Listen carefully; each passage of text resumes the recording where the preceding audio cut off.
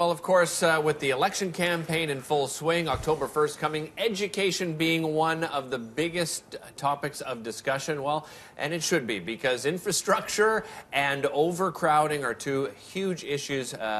Luciano Diorio joining us back on the show, Managing Director of Cushman Wakefield, to talk about this, because back to school season, what we're seeing is overcrowding. First of all, Luciano, tell what is the main problem? What is the main issue that we're having right now in the education system as far as schools themselves? So I would say, especially on the French side, the French school boards are having issues because there's an increase in population. So CSDM, which is one of the larger school boards on the island of Montreal, had to accommodate 1,800 students this fall, like a couple of weeks ago, right? And they didn't know where to put them.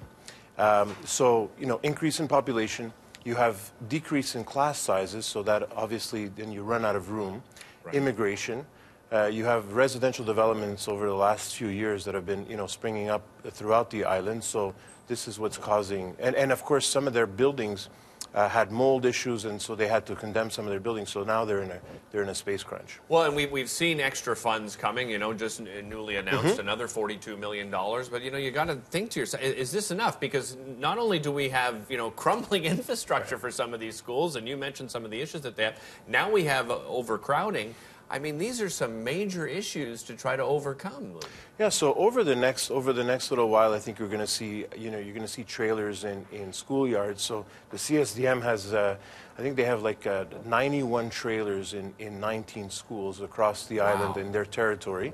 And what they're seeing is that where's the future? And the future is. Right. Some people are saying, some developers are saying, well, maybe we can give a hand and maybe we can do something. So Le Fonds FTQ, a couple of months back, had said, well, perhaps we can look at a private-public partnership where we can provide schools and kind of rent them out to school boards over a 25 or 30-year lease, and we take care of the management, we take care of the maintenance. Right. And you'll just lease the school. Luciano, you say that, but a lot of people at home are probably saying, are skeptical about something like this, right? Sure. Whenever you hear that private, public, do we see? Are there examples of this that it actually can and does work? I haven't found any, but right. I mean, I think that we certainly. Maybe this is not the solution, but a solution would be to kind of relook at how we use our schools and how we use our buildings, because there's 500 or so buildings that are owned by these school boards. Across the island of Montreal. So the 5 school boards on the island of Montreal own about 500 establishments right now. So we need to look at how do we solve this overcrowding in some of the school boards. Not all the school boards have the problem. And not only expansion, do we, I mean, on the island of Montreal, do we need to start seeing more new schools being built? I mean, that's another big issue, right? If you want to bring people to the island, well, you better have the services available to them. Well, and one of the issues is that where's the land where we can develop these new schools? Yeah. And these new schools, of course, have to be close to residential areas. You can't just put a school in an industrial area and hope that the children can bus everyone in. Exactly. What does it mean to universities? Well, so this growing population, what we've seen over the last few years, too, is that the universities, the 4 universities in Montreal, have been ramping up and have also been developing. So the University of Montreal, with their mill project at the Outremont site, is going to be opening up next year in the fall of 2019. It's 650,000 square feet. Wow. On a piece of land that could be developed. They could have up to 7 or 8 other buildings added to that, and residential development. So that's certainly a game changer because it's changing the neighborhood. My land, my Lex. People want to gravitate towards those amenities and those services that schools are bringing. And then you have the Heck building is building a new project. Yeah, so HEC is building at where the St. Patrick's Basilica is downtown. So this is also a game changer in that this is a piece of land that's just next door to the St. Patrick's Basilica in the shadow of the Amia Tower.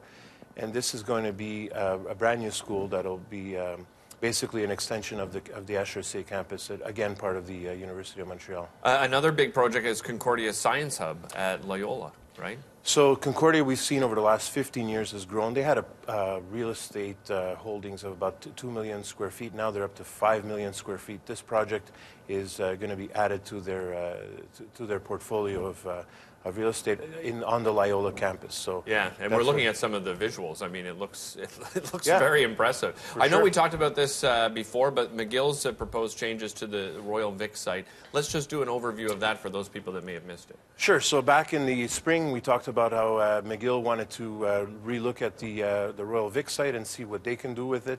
Finally, the Quebec government has promised and pledged $42 million for the project.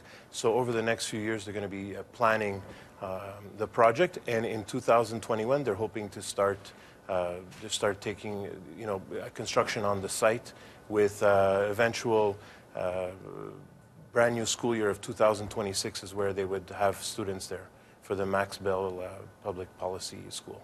Luciano, always a pleasure having you on the show. Thank you so much for being here. Thanks for having me. We'll see you again soon. Take care. All right, don't go anywhere. We'll be back with more Breakfast Television. Coming up, your headline news, of course, and we'll talk about that tornado that touched down in the Ottawa-Gatineau region over the weekend.